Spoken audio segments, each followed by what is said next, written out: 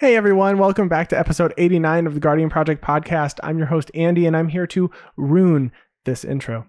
Oh, ruin it, eh? Ruin it. Is that Rune of the Hidden Realms or the runes that we got in Kaldheim? It's the Kaldheim ones. Okay, cool.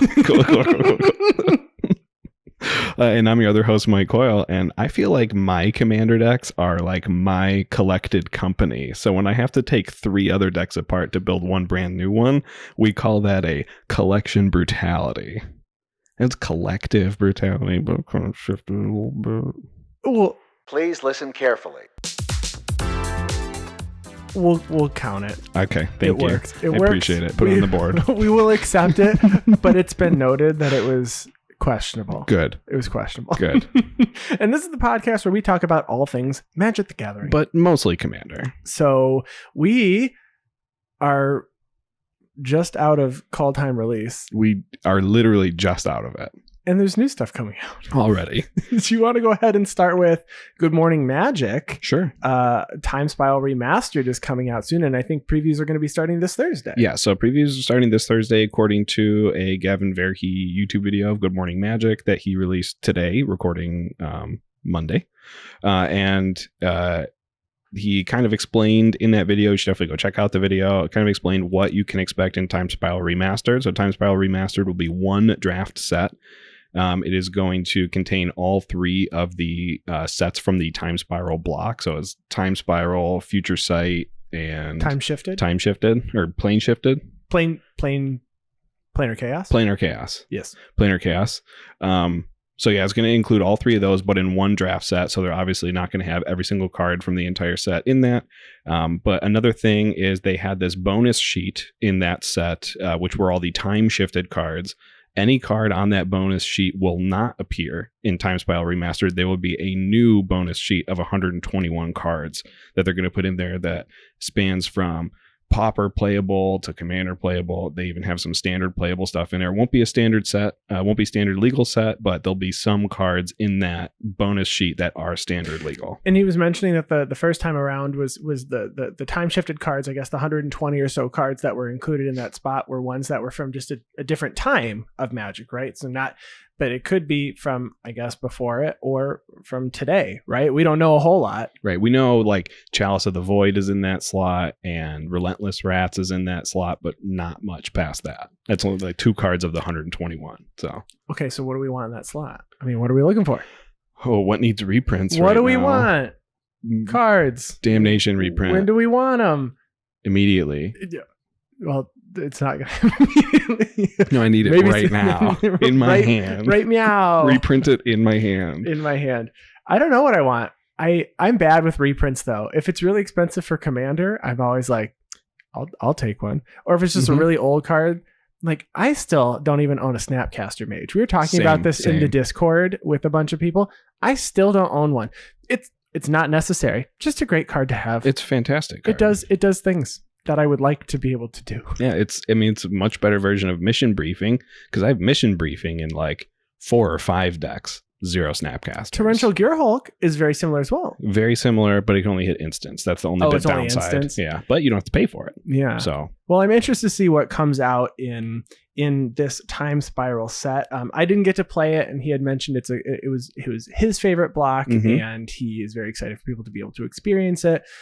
Because if you didn't play around then, or you didn't just pick up a random box to save for 10 years to play, he's like, and you're not finding them affordable at this point, right? Is kind of the deal there. So we also got to see our first look into Strixhaven, our next set, which is a plane that includes colleges. So we are going to go back to school and learn some more. That's right. And these are colleges. These are not for this particular university is not for accredited under 18-year-olds. Well, it might be, but it's college. It's not high school. It's an accredited university. Yeah, it is. I assume it is where the people of Hogwarts go after Hogwarts. Oh, okay. So it says each of our colleges was founded by an elder dragon whose name each school bears. They were paragons of magic and knowledge, and each school strives to match its founder's vision and magical aptitudes. And while we haven't seen them yet, they may show up at orientation. Okay. So, we're signing up right now for all of our clubs and we're just, unpacking. The dragons aren't here yet. Yeah. But they will be. Do you think, I know we talked about this a little bit in our Discord. Do you think the dragons are going to be printed in the standard legal set, or do you think the dragons are going to be helming each commander deck? I don't know. I would rather them be in the set, I guess. Maybe. Okay. I have a feeling that they aren't going to be I don't know. My assumption is they're not, based on the way this is written. But I could be completely off base, but they do talk about further down some more information about what we may see in Commander this year. So, that's true. So there are 5 colleges here, starting with Lorehold. So Loreholds are diligent researchers and daring adventurers, passionate scholars obsessed with history. They explore the past by poring over archaeological artifacts and summoning long dead spirits.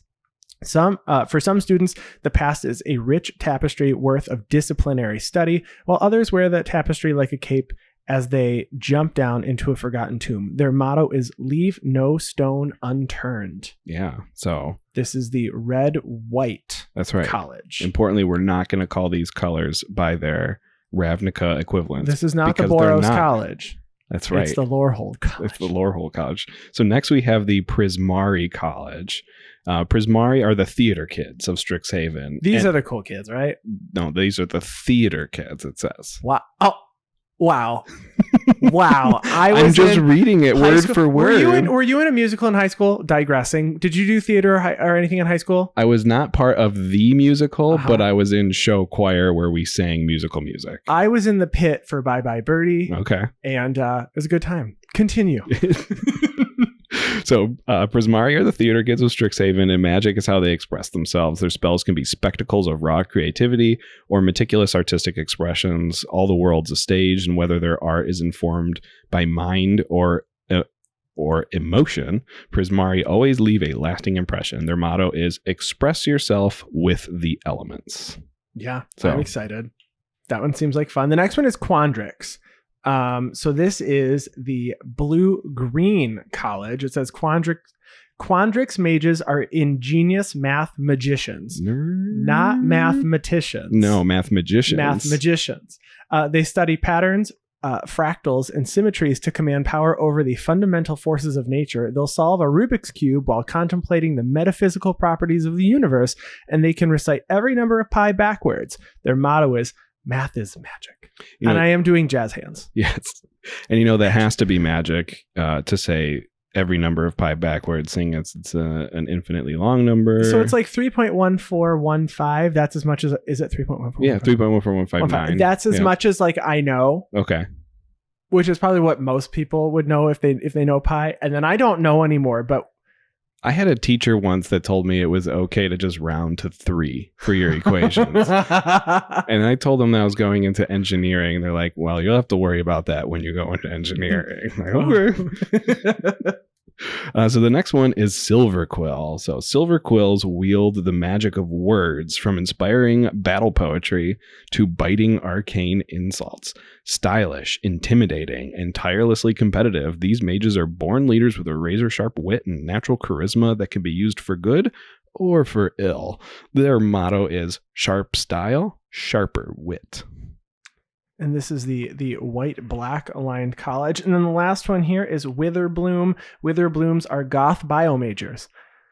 That's the first sentence. I like it. Yep. And then they draw power from the essence of living beings, whether that means enhancing nature or exploiting it. Witherbloom mages are most at home riding zombie crocs, picking herbs for potions, and hanging out in their swamp making grim jokes. Their motto is "Get your hands dirty." Love it. This is probably my favorite one. I think I like Silver Quill. Yeah. Just, witty, sharp-witted, sharp wit, sharp style. I mean, that's what everybody says about me. I mean, I know it. It's literally the only thing people say. They go, Andy, sharp style, sharp wit. Sharp wit. Yeah. Wow, that guy. And that's it. That's all they can say. Unfortunately, you have no other redeeming qualities, just those 2 things. Meanwhile, I'm out back digging holes in the ground, trying to get closer to whatever's underground. Honestly, play-wise, I feel like Prismari seems like the style seems really fun. Mhm. Like I'd be excited to see that. Seeing what they wrote about Lorehold, I it seems, and I also, the other thing to mention was that there was an FAQ, right? You had mentioned with Mark Rosewater, and they said this is not Guilds of Ravnica. This is not guilds, No. right? So they aren't the same thing. So seeing here where like the Lorehold College says that they will go into tombs. Summon long dead spirits or jump into a forgotten tomb. It's like, that doesn't seem very Boros to me, but they're not, right? So maybe we could get like some flashback, something from the grave, something from beyond the grave. Yeah, and I don't know. And the like reanimate. There's white reanimate already. I play it in my Niambi deck. All the white reanimate cards. Yeah, true. They usually come back with a counter, or someone has to like, that one where you separate all your creatures and someone picks a pile and comes back to play, the rest get exiled. I forget what one that is, but there's already, it's been done. It's not something that you can't do, right? No, it's not a brand new thing, but it's something that maybe you haven't seen in the Boros theme before. The red white variety. Right. So I'm excited. Strixhaven is coming out. We'll see that obviously after we see stuff for Time Spiral Remastered, but I'm looking forward to seeing those colleges. So last week on stream, I got to see your Svella deck for the first time. Yeah, that was fun. It did some cool things, and then we lost. We lost to Combo twice. Yes. On Thursday. Once was to Parker. That's right. Once was to me. Yes.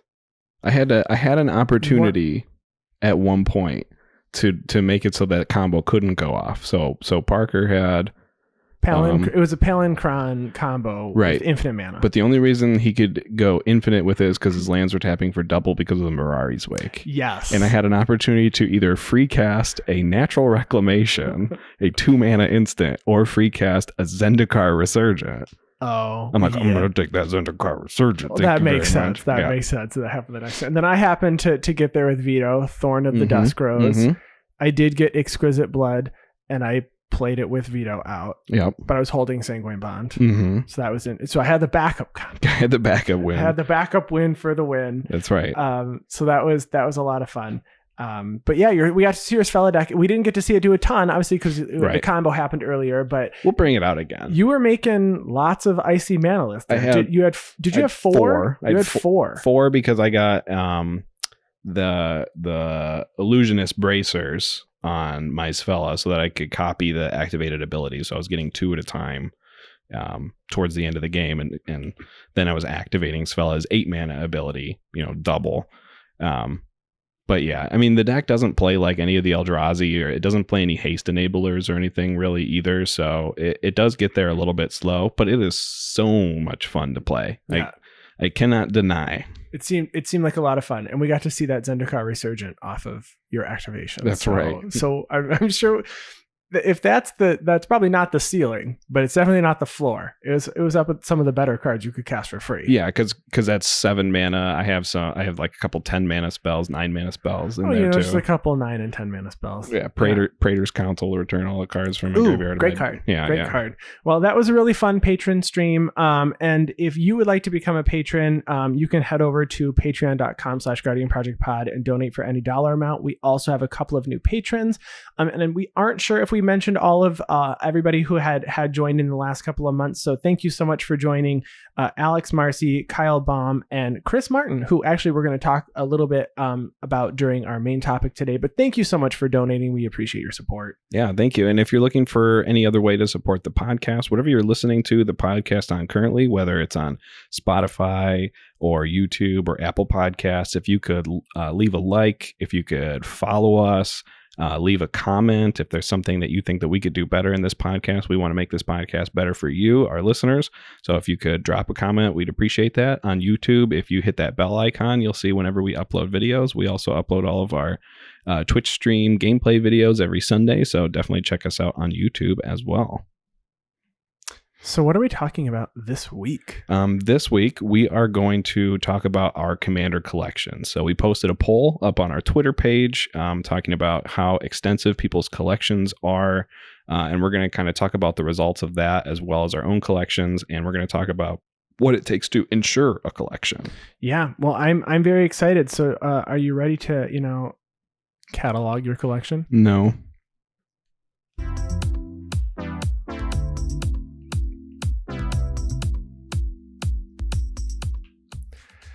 Yeah, it is a pretty daunting task, isn't it? Yeah, I don't want to do it like ever. Yeah, it's a lot of work to try to catalog your collection. But, it's really nice. And I think that we've come a long way since we started playing webcam Magic and then posting our videos to YouTube, because we need to be able to post the deck list that we played. Definitely. So just documenting at least just our commander decks, not even the rest of the cards that are good and are just sitting there, but at least we have a starting point, right? That's right. So we posted on Twitter last week a poll that said, how large is your commander collection, right? So we had 4 responses just starting out.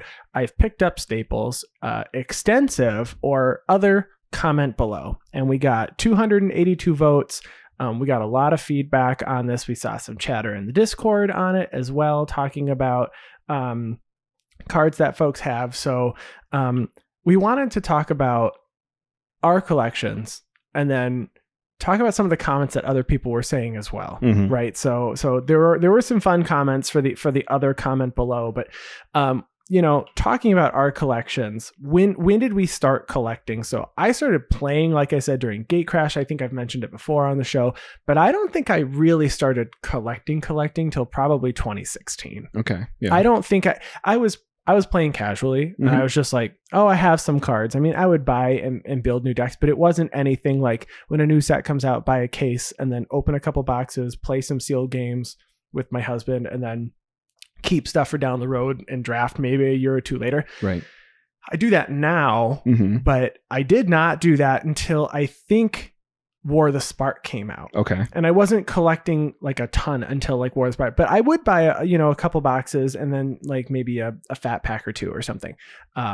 So I would say I probably didn't start collecting until 2016, and then really leaning into it within the last 2 years. Okay. I have a very extensive list that I put together with years and dates. Oh, here. yes. Oh, you got dates? Years mostly. When I say years and dates, I mean just years. Just years. Does it include the first year you started? No. Oh. In fact, it does not. It includes every other year? It includes all the other milestones. No, there's really only one thing where I have a huge milestone in my collection. So I started playing in Amonkhet. Yep. I did start by buying booster boxes though. And the first booster box of Amonkhet I opened a Force of Will Invocation, and that made it so I caught the bug for like the whole finance side of Magic. Pulling a really expensive card in your first box gets you excited. Opened an Invocation Force of Will. That is right. Yeah. So that's it. Kind of sparked me into the finance part of Magic, and that's how we met. And then I met you. Everything comes back together. Right. Amonkhet collecting. So I started buying standard boxes at the time and cracking them. I was always looking for booster boxes that had a higher expected value pull rate than it did the cost of the box. Sure. Which is like pretty much not the case anymore at all. Yeah. So then I started collecting sealed commander decks in 2018. Commander 2018 was the first one that I did. And then after that, I started collecting like sealed Masters products, non-standard boxes. And I, same as you, I usually buy a case of standard, open a couple boxes, keep a couple boxes. Yeah, it's like my only hobby that I really have. I mean, I play video games and stuff, but treat yourself occasionally. Oh, for sure. And so I will stand by it. Buying singles is your most affordable way to play this game. But I still like cracking packs, but I also really love draft. And I know we don't talk about draft a ton on this podcast, but we would draft a lot outside of playing Commander. And obviously we can't get together right now, but we have plans to do Commander Legends draft. And we have many, between the two of us, we can probably do like a lot. We can do a lot with yours. I don't have very much Commander Legends product left. I occasionally have to crank the pack here and there. I feel you so much on that one. So let's talk about the results of this poll real quick. Sure. So we had 9% of respondents, 9.6% said they're just starting out, that's great to actually see. With 282 votes, that's a lot, I've picked up the staples, 24%. And then 59% said that they have an extensive Commander collection. Right. And then we had 6% that said comment below. So from what we can see, and it might be the case with just, the folks that we've cultivated that follow our Twitter account. Obviously, there's a lot of variables here, but extensive. I didn't even vote for extensive myself, which is funny. Okay. Yeah. I don't know if I should have. I couldn't, we're going to talk about the way the poll was framed. Of course. But I probably would be safe saying I picked up staples or extensive at this point. I probably should have leaned more towards extensive, but if you can pretty much throw together 80% of a deck, would you say that's extensive? I'm not sure what to define extensive as. Right. I just meant you can, when we were originally creating this, right? It was, do you have a lot of cards, right? Right. And quantity over, I guess breadth and depth is different, right? So I don't go back much further than, like I said, I think my oldest set that I really have a chunk of cards in is like Return to Ravnica. Okay. Yeah. And then when you start looking at my collection, which is sorted by set, I have like maybe 50 or less cards of every set from before that. Okay. Like I just do not have much Sure. of any other set. Sure. So I said I've picked up the staples, and then I can just buy the rest of the cards that I need to go into the other decks. What did you vote? Well, I voted extensive. You did vote extensive. Yeah. I mean, it's like if the fact that I own all these CEDH staples, I own multiple copies of Mana Crypt and all these, which I don't even run in every single deck, and they're just available. Yeah, Andy's doing the Make It Rain over there. And then, I pulled most of them. You did. So you got 2 Mana Crypts in one box. I did. Of mystery boosters. Yeah. So that was good. I mean, I had purchased one before that, but yeah, no, I definitely said extensive. It was kind of an eye-opening thing. I built an Abzan tokens deck over the weekend. And I think I'm missing like 10 cards that I could pull from other decks for the most part, but I just don't want to. Right. So. Right. And that's another argument though, and what I've started to do is I sleeve everything in the same color, double sleeved, and then I can just move them around, which has been really, really nice to move between Simic decks. I've got Gorm Aldrak, I had Vorl of the Hulkblade, I had Edrix Spymaster of Trast. They're all just sleeved now, and I've got a chunk, and I don't have to sleeve the lands twice or 3 times. You have your, I don't know, at most 25 to 30 of the basic, and then you're good for all of them. No, that's super nice.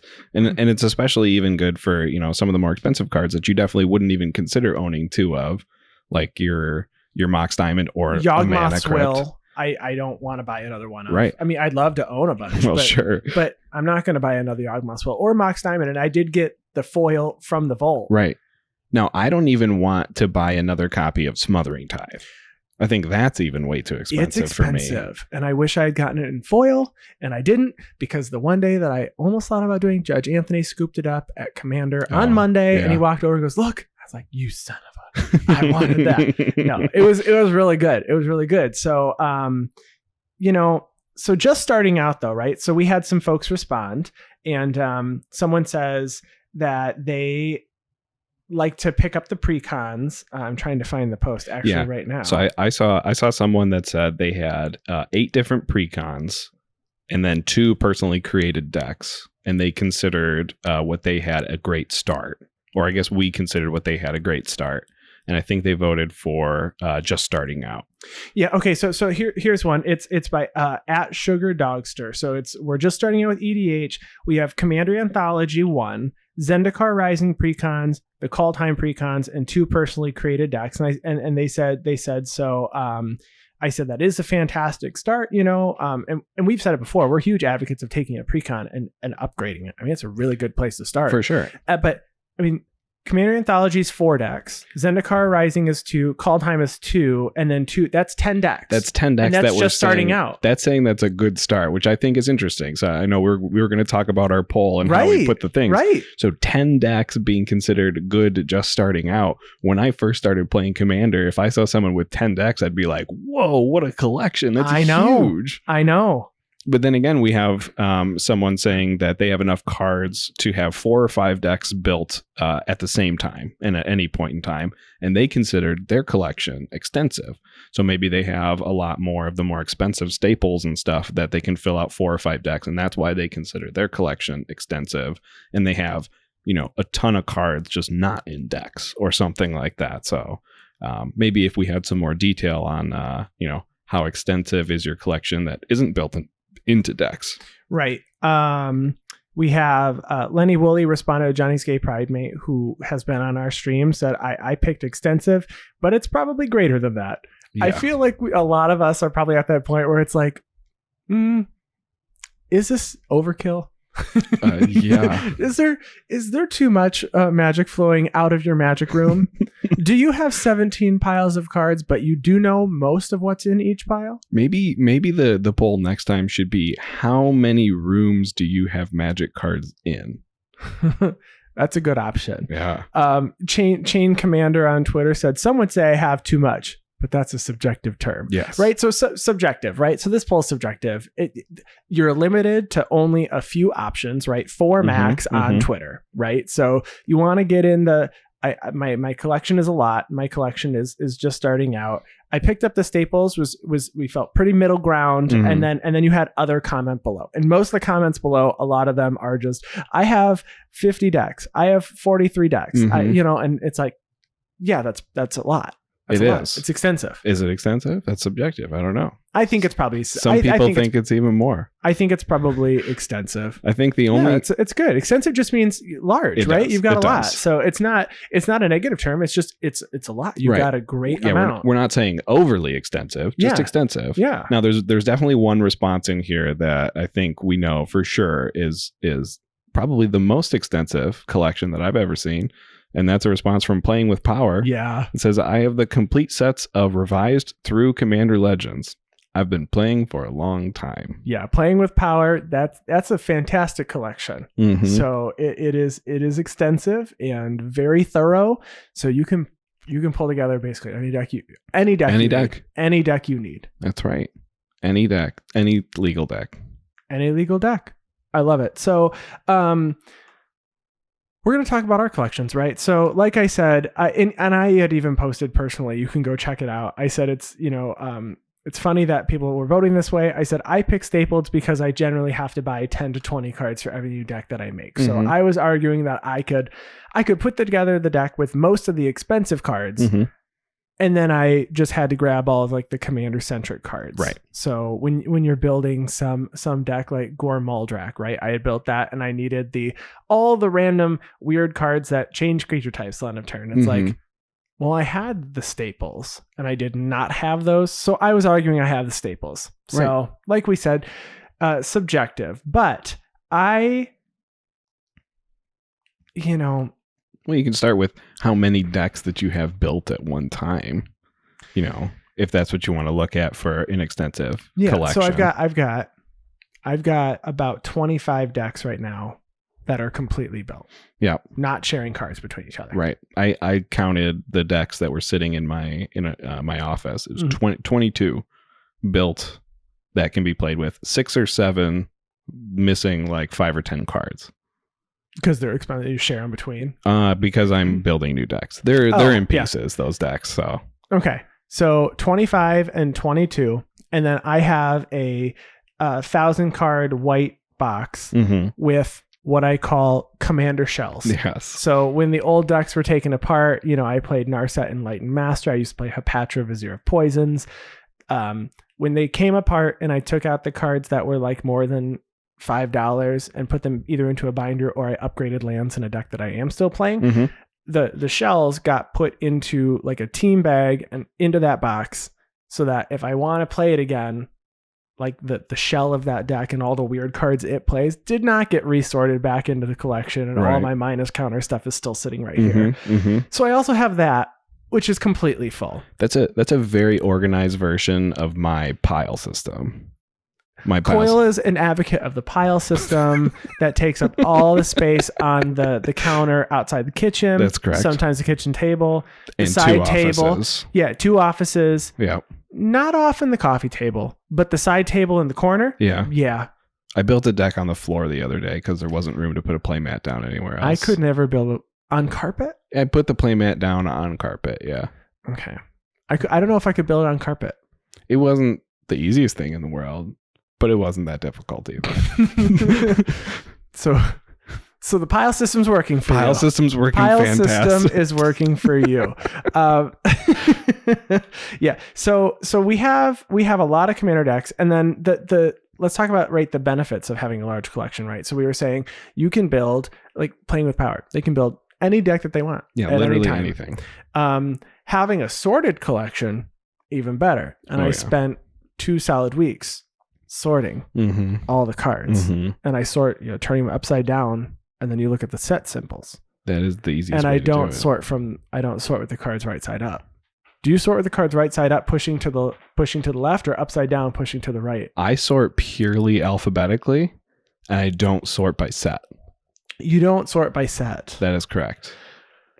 That is a monster of a task. I have this really cool thing that I bought off of Amazon where it has all the letters of the alphabet and then a couple extra slots too, and it's like an open book basically for each letter, and so you can sort by letter. It's a little tedious, but this tool makes it very, very easy. Okay, so I like having the collection sorted though, because when Coyle goes to build a new deck, I usually get the list of 30 cards, and I go, well, if it's less than a rare, chances are I've got it and I can just go find it. If it's higher than a rare, the rares are in their own fat pack boxes. Yep. So, and those are not alphabetical. Nope. And those are sorted by the first set that I see is the newest set. And I started doing that practice during Theros Beyond Death. Everything before that, or everything behind that in the fat pack, it's fair game. It could be one of my 30 Ketchel's Last Mercies. Not anymore though. Those are in the back of that box. Never go to the back of that box. Go in the back. Grab some O'Ketcher's Last Mercy. There's like 20 if you want them. So it's nice to be able to send cards to folks when they're looking for it. It makes it easy to search when I'm making a new deck. And if you've seen me on Twitter, you've seen my collection of white 3 to 5 row boxes sprawled out in a giant U where I sit in the middle and my back hurts for an hour and a half as I lean and sort and strain to look between all these cards without bending any of them. Yeah. See, if you had everything up on tables in the pile system, like you were looking for cards for your Finn the Fangbearer deck with some proliferate, and I went, you know what? I used to have an Is It Planeswalkers deck. I bet all those proliferate cards are in that pile, and they were. But you only had I needed the colorless one, the Contagion Clasp and the Contagion Engine. Yeah. See? Blightsteel Colossus wasn't in there, but I also didn't put it in the deck. I didn't put it in the deck. Yeah, so. No. I think one really big thing for me when I'm building a deck, sometimes I really don't want to spend extra money on a deck. I know that I've already, done my allocation for the month. The amount of money that I've spent for the month on Magic has already been reached, but I'm still missing like 10 cards for a deck or something. I always look for replacement cards. So, oh man, a doubling season would be really cool in this deck, but I'm not going to go out and buy a doubling season. So I'm just going to go find, I don't know, a Druid's Repository instead and just throw it in. Doesn't do the same thing, but it's a card that I own that fits the colors, fits even the permanent type that I want to fulfill there, and go for it. Yeah, if I don't have a Crater Hoof, which I don't, I don't have, that's just like laying around. You can grab Endrace Forerunners or an Overrun. You're like, it doesn't have to be on a creature. Just give me an Overrun. Just go grab it. It's doing the same thing. Right. So yeah, it's nice to have, a collection where you have these replacement staples. And another note that I put down here is, if you have an extensive collection and you're not putting them into commander decks or something, you could always build a cube, because there's no rules for cube. There aren't. Just put a bunch of cards in a box and draft it. Just put them in a box, no sleeves, shake up the box. Ooh. And then dump the box on the floor, and then grab the first 15 cards. Make piles that way. It's chaos confetti draft. No, that's just chaos. Well, Yeah, but you're going to dump the card, so there's going to be some confetti action. Take the box, throw the box against the wall. You're only allowed to play with the cards that bent. Ooh. Put some foils in there. Just say like, oh yeah, they must have bent when you threw them. Oh, they bent before I put them in. Nope. Now I can play with them because they're pre-bent. I started digressing again. I started just putting double-sleeved Commander Legends foils into some of my decks, and it's really obvious. Yeah, like where they are. And I'm hoping. I see a lot of people doing experiments with rehydrating. I saw someone dunk a whole card in a cup of water on Twitter today. Did you? Yeah. Did it work? No. Oh. Turns out that damages your cards.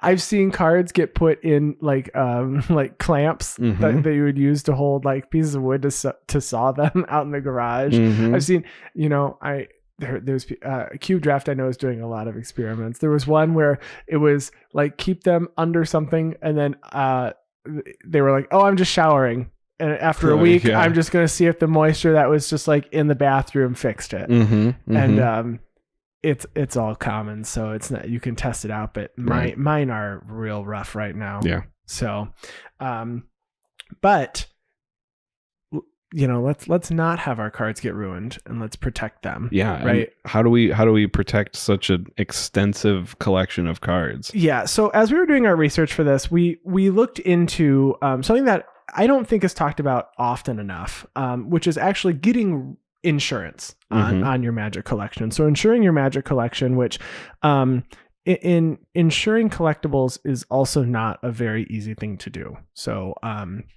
most insurance policies, as a licensed property and casualty agent, I do this every day, but I don't write insurance, right? I work in business to business insurance, and I don't focus on personal property. I focus on insurance that rebuilds structures. And in most cases, personal property needs to be scheduled. Right. So you need to specifically have your insurance written to include a Magic collection or a baseball card collection. But there's not a ton of insurance carriers who actually, a lot of the big carriers specifically don't write insurance for collections because it's really, really hard to handle claims on them if you don't have your entire collection like sorted and receipts and photos or an appraisal or a full list. And like we said,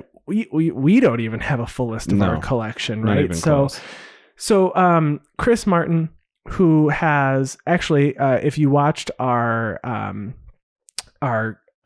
pod, oh my gosh, our series. Stream? No. Well, yes, he has been on our stream, but also the series we did on the Boxing League. Okay. He was on the Boxing League series as well.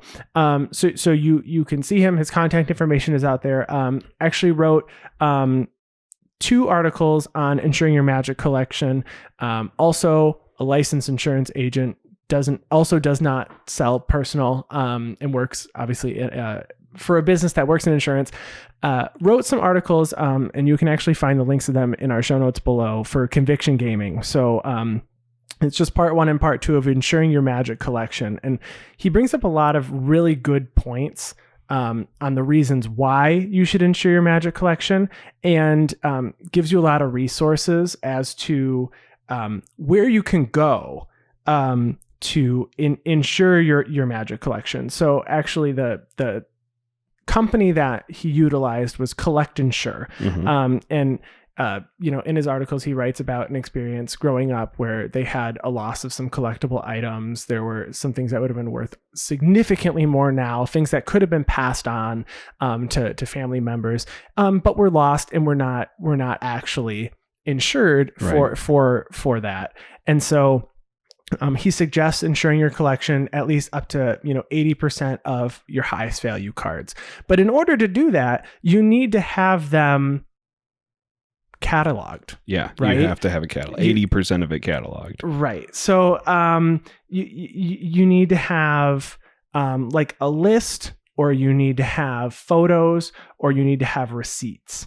At this point, I don't have receipts of anything that I bought. Unless I bought it online, I don't have that. No, definitely don't have receipts. So if you have that already, it would be smart, right, to look into this, at least give it a shot.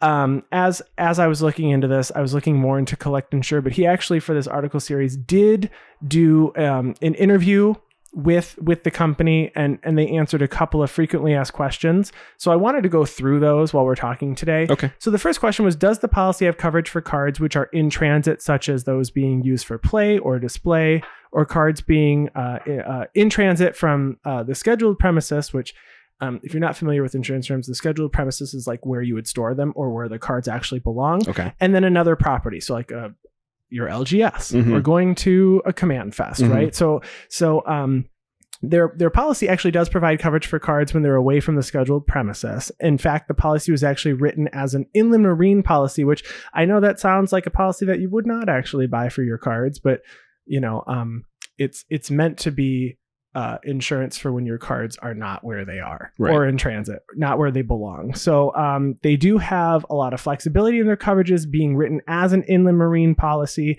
And then you don't have to actually get a scheduled personal property policy for these. The next question was, do I have to pay a deductible for the losses that I experience? And in this case, no, they do not have a deductible, but there is a requirement that there's a minimum of $50 to file a claim. Right. $50 loss to file the claim. Correct. So in most cases, having a loss that small is, you're probably not going to file a claim when it's that small. So it's preventing you from filing, like if you lost one single card. If your one single card was a Black Lotus, I guess that's different. But if you're not going to file a claim for $25 worth of cards, right? That's an unfortunate accident. The third one is, will I be required to document every card I own to apply for the insurance? So like we had mentioned before, it's reasonable to need photos or sales receipts or an itemized inventory or an appraisal. So it's difficult also to get cards appraised. The time you bought them, the cost, the condition at the time, the condition they are now, depreciation, and just wear and tear in general. Wear and tear is all, like, generally excluded in insurance anyway. For sure.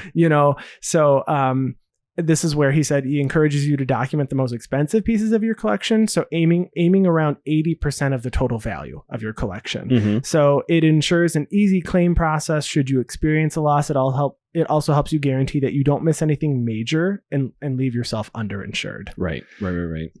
And then the next question is, let's say you're a collector and you're always growing your collection's value. Is there a way to increase your coverage regularly as your collection value increases? And there is an option for an automatic monthly increase to the total coverage amount. So you can check that out. Obviously, you should check out the website and speak with one of their actual licensed insurance agents to find out what coverages would be best for you. But the most common types of losses for collectibles are theft and fire, which are generally included. Right. So you should be good to go there. There's obviously exclusions. The one that I see here, which is very common, is you're going to not have flood coverage included if you live in a flood zone. Yeah. So, you can say that about pretty much anything. That's like everything. If you live in a flood zone, you need to have flood insurance. Yeah. So it is what it is. So it's not perfect, but it's an option for those that may not be thinking about it. So the actual cost was for the collection here that he insured was about $250 for the full year to have insurance on the collection. And it was around $30,000 or more. So you have a lot of coverage for a pretty small amount. And that could be, depending on your financial situation, that might be the cost of building just one new deck a year or something. Right. We had mentioned in previous shows, sometimes you can throw a deck together and you didn't realize that because you moved 20 cards from another deck, you're like, oh my gosh, this deck is $800. Yeah. And I accidentally, I didn't realize it was that expensive till I logged it. Right. Right. And so we wanted to see how much our collections cost. So if you use Archidect, which is our choice, our choice website to catalog all of our Commander decks, there's a really easy button on the bottom left corner. It's like a little plus symbol. It just says add to collection, and you can add it to your collection for paper or MTGO or Arena. And so we actually log our decks with the actual set that it was from, the specific land, whether it's foil or whether not. it's foil or not. So what you see when you look at our Commander decks is our actual. It's real. It's what we have, and so we added those to the collection. Not all of them, but we added some of our decks to the collection. So I made sure that I added some of the ones that I had that I thought would be the most expensive, right? So I had the Locust God, which is partially foiled, Noyandar, which is fully foiled, Joda, which has a lot of the alternate foil planeswalkers. It's a Super Friends deck, but I have like most of the planeswalkers that came from the Mythic editions. I have special alternate art Teferi foil. I mean, I added a bunch of, because I wanted it to just be shiny. It's blinged out. It's blinged out, right? So I added some of those, and then just some of the new decks that I added. And I think I added 10 decks in general, and it looks like the estimated value is around $12,000 is what it's. I did not realize that was where the collection was heading. And I think that might be the case for a lot of people who just may not recognize that the deck, you may have built a deck that looks like it's expensive, but if you have 10 of those, it adds up, and it may be beneficial if you insure them. For sure. I know when I did the same thing, I only added 7 decks, and my total value is looking at like $6,500. And I know half of that is my consultation cast deck that I have, but it's still only 7 decks of the 22 that I mentioned I had before.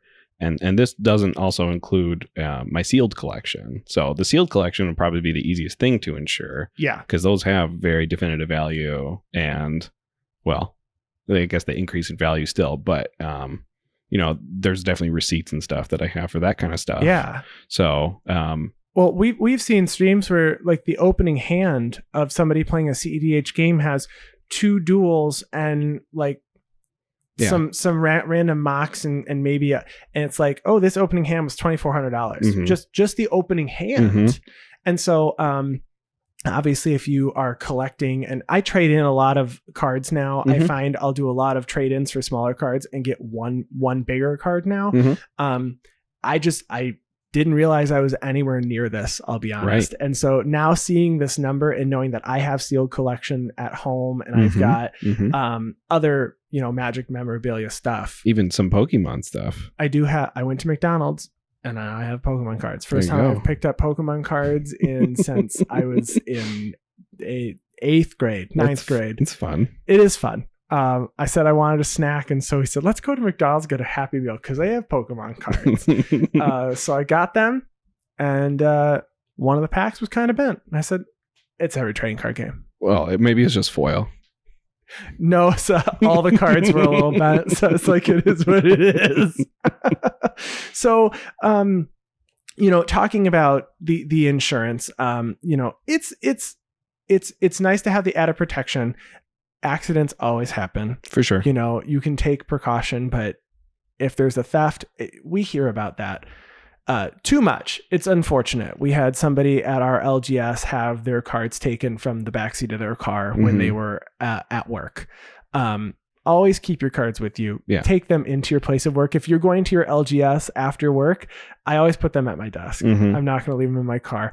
At an LGS, fortunately, we have a very good group of folks that are at our LGS, so I don't feel uncomfortable if I stepped away for 2 seconds. Right. But I shouldn't. But if you're sitting there, then you'll watch it. But I always hesitate even then.